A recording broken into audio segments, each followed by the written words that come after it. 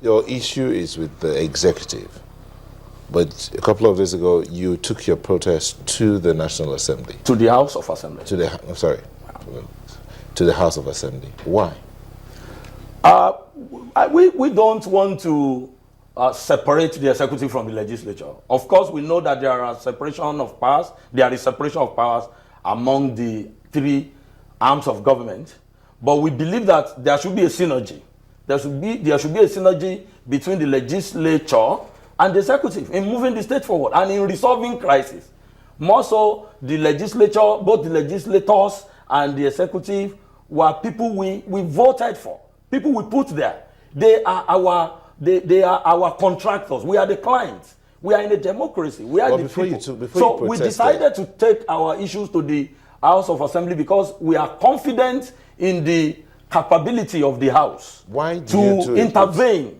Why did you go in the form of a protest? Did you go, first of all, to dialogue before coming with the protest? Thank you very much. We already had a meeting with with Mr. Speaker, the Honorable Speaker. It was a fruitful deliberation, and it is in an attempt to consolidate on that we decided to go to the House of Assembly, but not necessarily for a protest. The dimension of protest came in due to the pay cut and the dilly-dally disposition of the state government when bailout was received. We actually went there. When you played the clip, you could see the song we sang while approaching the entrance of the house. We were saying that the speaker should save our soul. You don't take a save our soul letter to somebody you are fighting with. So you are fighting with someone and you are asking the person to save your soul. That's not logical. Fundamentally, we went to the house peacefully to submit a letter to the house. It's an 11-page letter titled requesting the intervention of the State House of Assembly in the crisis, because government is not even negotiating with us as we expect. Government is not dialoguing with us as we expect. So we want the Honorable House to intervene in the crisis. What was the outcome of that? Because we did see on TV that the Chief Whip had tried to address your members, but he had insisted on seeing Mr. Speaker, who eventually came around, but he didn't quite seem to be able to pacify your members. What exactly transpired? That is the climax of frustration. What do you expect when people have been hungry for 9 months? They have incurred penal interest on bank loans, not because they defaulted in paying those loans, but because their employer deducted money meant for repayment of the loan, but did not send the money to the appropriate quarters. And now they have endured that situation because they understood that there is a financial quagmire. And now the federal government has magnanimously supplied the bailout, and the employer is now talking about something else, delaying the money. So you expect frustration. Even we as leaders of the unions found it very difficult to assuage our members. Did he walk out on you people? You mean the Honorable Speaker? He left the audience, but we want to believe that perhaps because of the, it was a very noisy situation due to the expression of frustrations by our people. The Honorable Speaker, while leaving the audience and going upstairs to his office, said that the leaders of the union should join him. We won't see that as walkout, because if it was a walkout, he won't request that the leaders should join him upstairs. Perhaps, in the first place, we appreciate the disposition of Mr. Speaker, because he had initially sent the Honorable Whip of the House, the Chief Whip of the House, to address us on his behalf.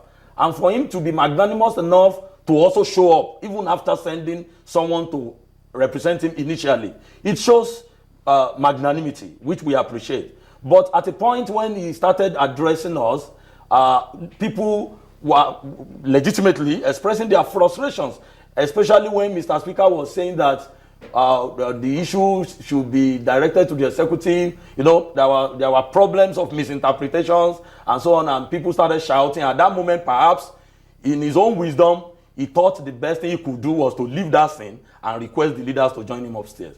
Mr. Speaker is in the best position to explain whether that was a walkout, whether whatever. What do you think that was? I think that was a kind of, he was trying to withdraw to his office because he actually said the leaders of the union should join him in his office. Of course, we wanted to join him, but our leaders insisted that whatever he wanted to tell us, he should come and say it here, that they won't allow the leaders to go upstairs. But we waited, he didn't come. At a point, we left. When we left, we were told that he was ready to come out, but because we had left, we decided to come back. We believe very well that there is much more time ahead, that Mr. Speaker will try as much as possible to consolidate on that visit, having read our letters presented to the House, to invite us again so that we can see the way forward. We have to see this issue as a common problem. There is no demarcation between government and we, because we are stakeholders. We don't want to see ourselves as being an opponent, government being somewhere.